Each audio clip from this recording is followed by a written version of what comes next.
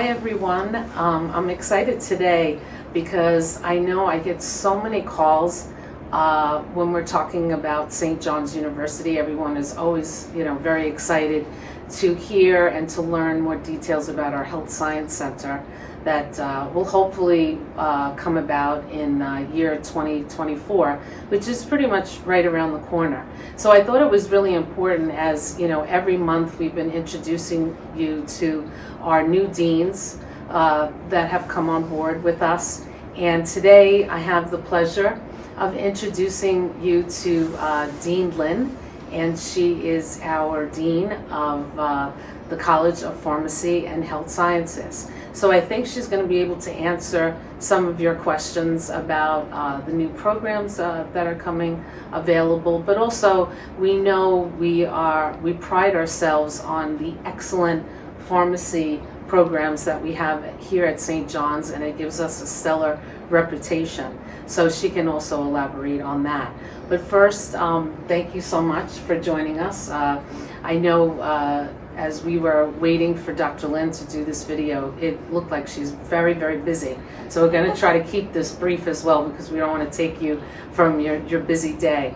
But if you could just first tell us just, a little bit of your background. I know we share something in common because we're both alumni of St. John's University, which is really exciting.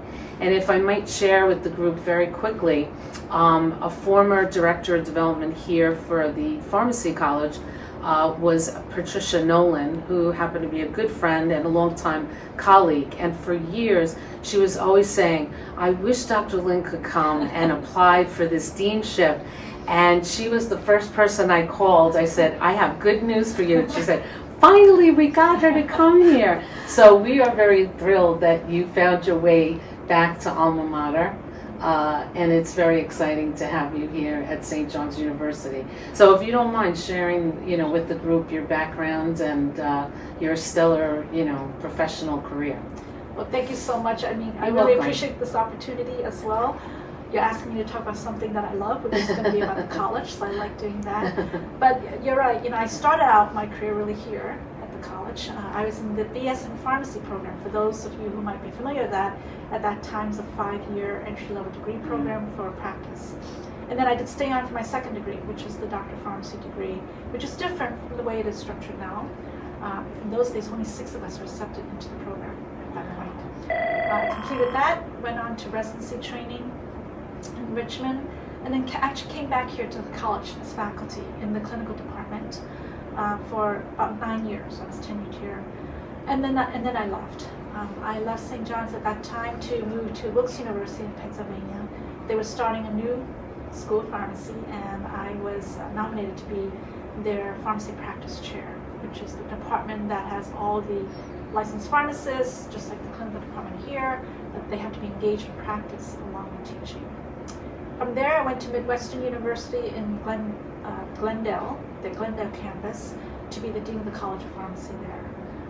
And then I was there for about 4 years, and then Notre Dame and Maryland University in Baltimore decided to start a school of pharmacy, and they had hired a consultant to identify candidates that they thought would be appropriate to be the founding dean. And so they approached me, and I did take a look at it, and that was really exciting, the opportunity to start a school from scratch, build that team, create a vision, and then see it reach that vision. So I went there in 2008, and our first class came in fall of 2009. And then from there, I was approached to come back to my alma mater, and I always tell people that I wouldn't be where I am now if it wasn't for the college. Yes. And so, because of the university's mission to educate the children of immigrants, which is what I am, I'm an immigrant to the United States, and so the opportunity to have that education was invaluable and certainly has made an impact on my life and of course my children's lives, right? Because that's what happens with generational changes. And so, when this opportunity came up, I've already been at my last institution for a while, and so the chance to not only work within pharmacy, but in other health professional programs was attractive in addition to coming back to St. John's. It's all timing. The timing seems to timing. be right. And especially with what what you just shared with your background, you encompass everything, because it's really great that you started up a program, and now we have new programs. So you have that experience along with being a dean, and then also being a chair. So you were in the grassroots of things as well. So you could really relate on all different levels. So and I this built is a great. building in my last place. You did? Too. Wow. Yes, we so built a brand new that's building for the great. school for us. Wow, that's great. So I worked with the architects. Yeah. So you're a real St. John's success story. And it really is nice. I'm glad that you shared your background, of being, an immigrant. Because like you said, that's what this school is founded on. So really you can relate to the student body as well. Yes. And that's very important too. And it wasn't for the faculty who really believed in me at a time when I didn't necessarily believe in myself. Right. That gave me the encouragement to continue with my education and to move on. So I will be forever grateful.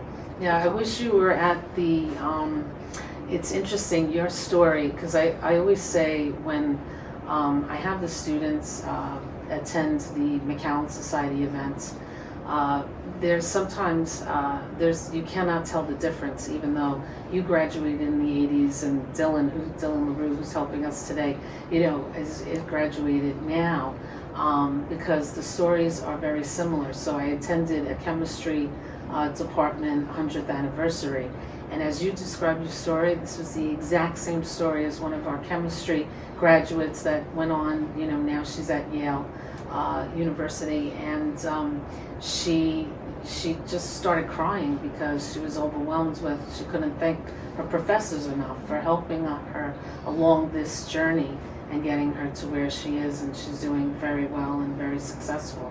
So it's interesting, it still continues. It does, and that's really, I think, the power of the university. Yes. Right? The power that it has to change lives. Exactly. So tell me now, now you have your first semester, and you're here, so you survived. Yes, I survived. What do you see, happening, for the next, for the spring, and into the future? What is your vision? Especially now that we're going to have this new building, and then we have the nursing program.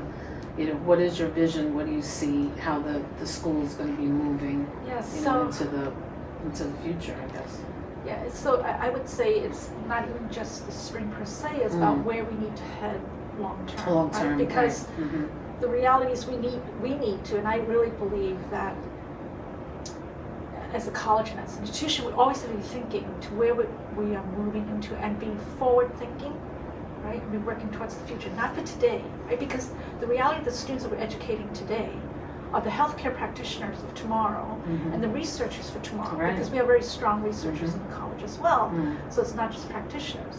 And with the breadth of programs now, so we have pharmacy, physician's assistants, the new nursing program. We've had for a long time the clinical laboratory sciences, radiological sciences, the potential for physical therapy, and who knows what else we'll have. But what we have here, in some ways, is a microcosm of what you see in the healthcare system. Right? That's really important.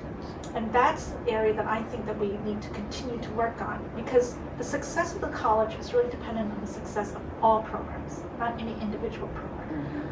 While we need to build on the legacy and the excellence of the pharmacy program, we have the opportunity to create excellent programs across the board in all these sciences. But what really matters, I think, to the public, right, and to anybody that contributes to our endeavors, is if you think about the health care that we provide, is all dependent on the ability of these healthcare professionals to work effectively as a team. The Institute of Medicine have for over 20 years talked about the need for healthcare professional students to learn together, with each other, and about each other.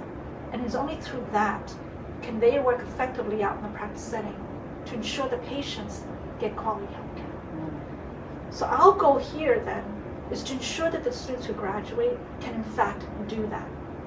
And I say we have the perfect opportunities because that means now when we look at our facilities in the new building, the simulation center, which will be beautiful, sets up the opportunity for how we think about how we get these students from the different health programs to learn how to work together now and to understand the value that they each bring to the table when it comes to taking care of people out in the real world. That's interesting. Because the medical errors that occur as a result of a lack of teamwork by healthcare providers.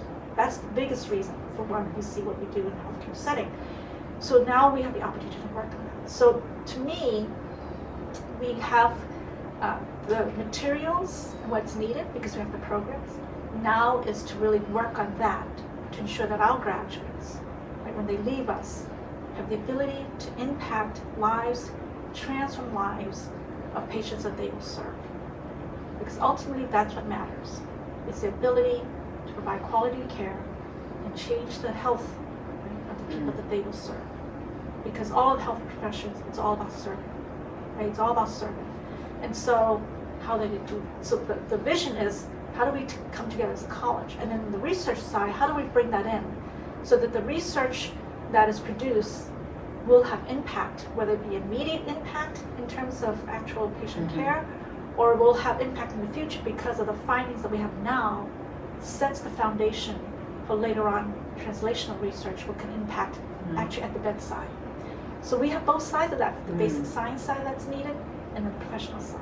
So my vision is to make all this come together in a cohesive fashion, right? So that when our students leave here, there's no doubt that they're a St. John's graduate because of the impact that they leave. That's great. I know I was reading a little bit about the trends of, you know, the health science areas, and they were saying about technology. Now that's, you know, becoming more and more, you know, very relevant and important.